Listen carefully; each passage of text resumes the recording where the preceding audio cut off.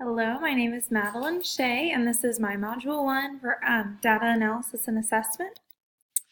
So a little bit about me, and both personally and professionally, I graduated from the University of Kansas. My bachelor's degree is in elementary education. I'm currently working on my master's in the Reading Specialist program here at Fort Hays. I got married this past May. My husband's name is Jim, and there's a photo of us at our wedding.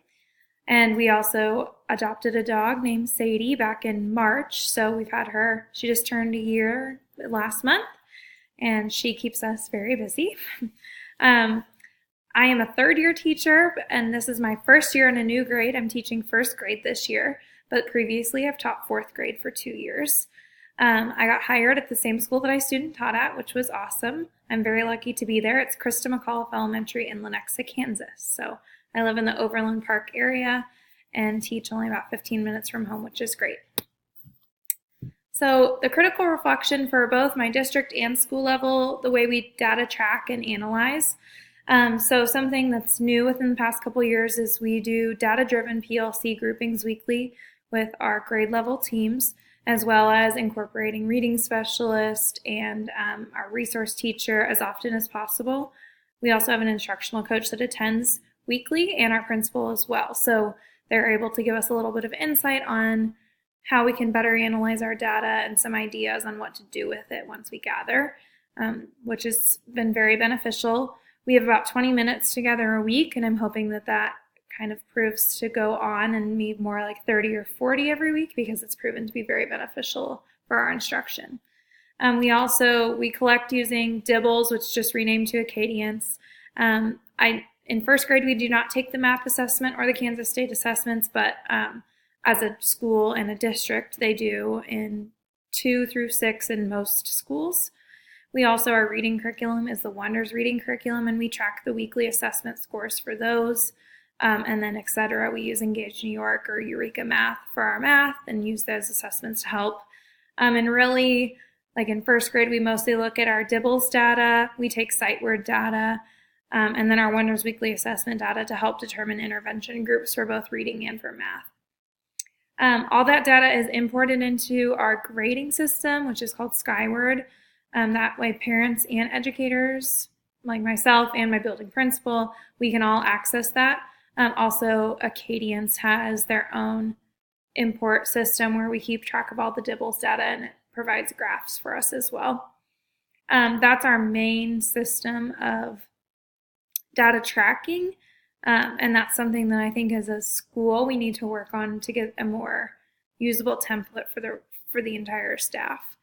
Our district is working towards the MTSS model for intervention and support, which is going to be a few years down the line. They say it's going to take a while, but that's the direction that we're moving.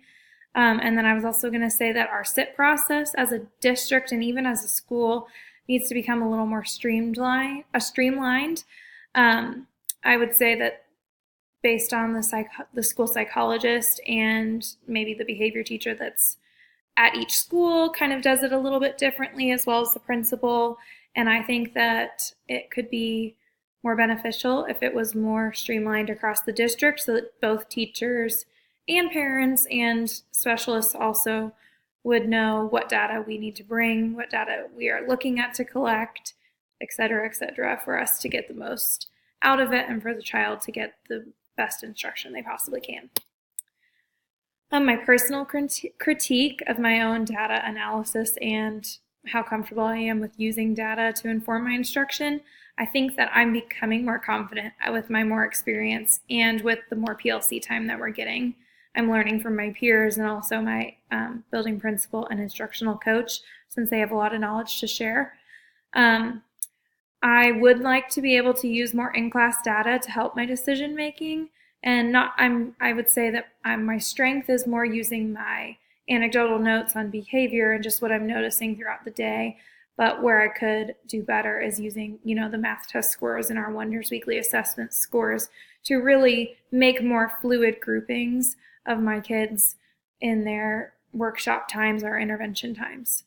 I also wish that I had a more overarching system or template to track my data for each student. Right now, they each have their own folders where I keep different things that I track, but I kind of wish there was a more something on like technology related where I could keep track of all of their data in one place so that it's a little easier for me to relay the information to parents. And also if I brought them up to the SIT team, it would just be a little easier to access.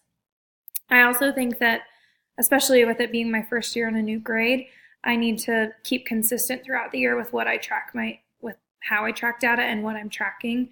So that way I can really see their growth or where they're falling behind, and then change my instruction based on that.